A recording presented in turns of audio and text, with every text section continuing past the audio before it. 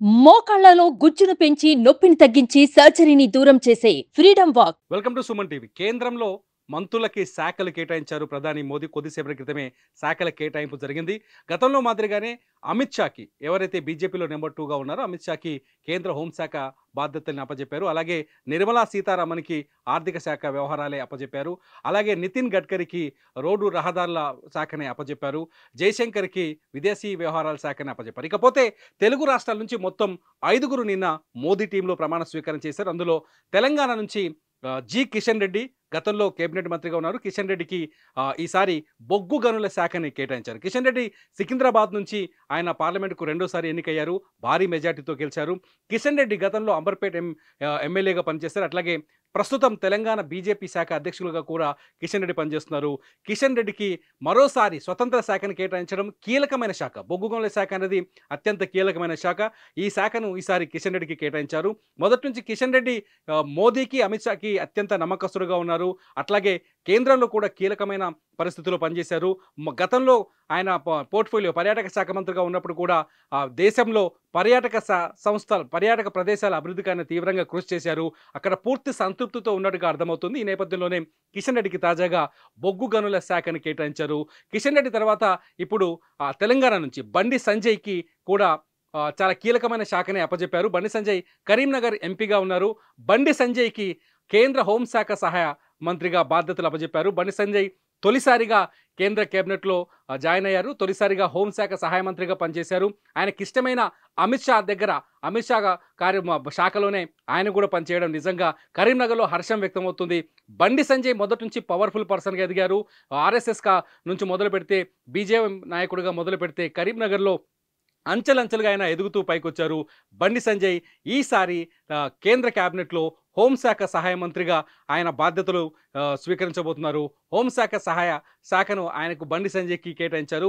బండి సంజయ్కి శాఖ కేటాయించడం పట్ల ఆయన అభిమానులు సంతృప్తిని వ్యక్తం చేస్తున్నారు. ఇకపోతే ఆంధ్రప్రదేశ్కి వెళ్తే, ఆంధ్రప్రదేశ్లో రామ్మోహన్ నాయుడు, కింజరపు రామ్మోహన్ నాయుడు ఎవరైతే ఉన్నారో ఆయన కేవలం 36 సంవత్సరాల్లోనే యంగెస్ట్ ఎంపీగా, ఆయన యంగెస్ట్ కేబినెట్ మినిస్టర్గా రికార్డు సృష్టించారు. కింజరపు రామ్మోహన్ నాయుడికి పౌర విమానయాన శాఖ బాధ్యతల్ని అప్పచెప్పారు ప్రధాని మోదీ. ఆయన పౌర విమానయాన శాఖ మంత్రిగా పనిచేయబోతున్నారు. ఆయన పూర్తి స్థాయి స్వతంత్ర శాఖని కింజరపు రామ్మోహన్ నాయుడుకి అప్పగించారు. కింజరపు రామ్మోహన్ నాయుడు ఎర్రన్నాయుడు కుమారుడు. శ్రీకాకుళంలో వరుసగా 3వ సారి విజయం సాధించారు. శ్రీకాకుళంలో ఎర్రన్నాయుడు వారసత్వాన్ని కొనసాగిస్తున్నారు. ఎర్రన్నాయుడు గతంలో హెచ్డి దేవేగౌడ, ఐకే గుజరాల్ ప్రభుత్వంలో గ్రామీణాభివృద్ధి శాఖగా మంత్రిగా, కేబినెట్ మంత్రిగా పనిచేశారు. ఉత్తరాంధ్రలో అభివృద్ధి కార్యక్రమాలకు, ఉత్తరాంధ్ర అభివృద్ధికి ఎంతో కృషి చేశారు. ఈసారి ఆయనకు ఆయన కుమారుడైన రామ్మోహన్ నాయుడు పౌర విమానయాన శాఖ మంత్రిగా పనిచేశారు. గతంలో ఎన్డీఏ ప్రభుత్వంలో 2014లో చంద్రబాబు నాయుడు ఎన్డీఏలో ఉన్నప్పుడు పౌర విమానయాన శాఖ కూడా ఆంధ్రప్రదేశ్కే చెందిన అశోక్ గజపతిరాజు చేతుల్లో ఉండేది.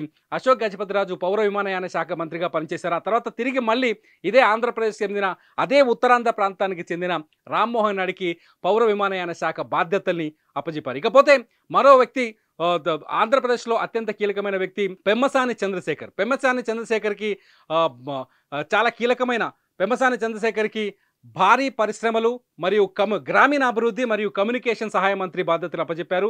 పెమ్మసాని చంద్రశేఖర్ గుంటూరు పార్లమెంట్ నుంచి ఆయన పార్లమెంటుకు ఎంపికయ్యారు. తొలిసారి పార్లమెంటుగా ఎన్నికయ్యారు. ఆ తర్వాత తొలిసారి పార్లమెంటుకి ఎన్నికైన ఈ సంవత్సరమే ఆయన కేంద్ర మంత్రిగా కూడా బాధ్యతలు చేపట్టారు. చంద్రబాబు నాయుడికి అత్యంత సన్నిహితులు. అట్లాగే ఎన్ఆర్ఐ, డాక్టర్, గ్రామీణ ప్రజా సమస్యలపైన మంచి అవగాహన వ్యక్తి కాబట్టి ఆయన కేంద్ర కేబినెట్లోకి తీసుకున్నట్టుగా అర్థమవుతుంది. ఇకపోతే మూడో వ్యక్తి, ఆంధ్రప్రదేశ్ నుంచి మరో మంత్రి కూడా ఉన్నారు. ఆయన పేరు శ్రీనివాస వర్మ. నర్సాపురానికి చెందిన శ్రీనివాస వర్మ తొలిసారి నర్సాపురం నుంచి బీజేపీ తరఫున పార్లమెంట్కి ఎంపికయ్యారు. శ్రీనివాస వర్మకి భారీ పరిశ్రమలు, స్టీల్ శాఖల సహాయ మంత్రి బాధ్యతను అప్పచెప్పారు. నర్సాపురం అంటే చిన్నప్పటి నుంచి ఆర్ఎస్ఎస్ కార్యకర్తగా తన ప్రస్థానాన్ని మొదలుపెట్టిన శ్రీనివాస వర్మ అంచెలంచెలుగా బీజేపీ కోసం పనిచేస్తూ వచ్చారు. జిల్లా అధ్యక్షుడిగా పనిచేశారు. అట్లాగే రాష్ట్ర శాఖలో కూడా కీలకమైన బాధ్యత నిర్వహించారు. ఈ నేపథ్యంలోనే శ్రీనివాస వర్మకి నర్సాపురం పార్లమెంట్ టికెట్ ఇచ్చారు. నర్సాపురం నుంచి మంచి మెజార్టీతో శ్రీనివాస వర్మ గెలిచారు. ఈ నేపథ్యంలో మోదీకి అత్యంత సన్నిహితుడు, అమిత్ షాకి అత్యంత సన్నిహితుడుగా పేరుంది శ్రీనివాస వర్మకి. ఈ నేపథ్యంలోనే ఆయన్ని కేంద్ర కేబినెట్లోకి తీసుకున్నారు. మొత్తానికి శ్రీనివాస వర్మకు కూడా మంచి శాఖలే కేటాయించినట్టుగా తెలుస్తుంది. ఇకపోతే కాబోయే పార్లమెంట్ లోక్సభ స్పీకర్ ఎవరనే సస్పెన్స్ కొనసాగుతుంది. లోక్సభ స్పీకర్ పైన మాత్రం ఇంకా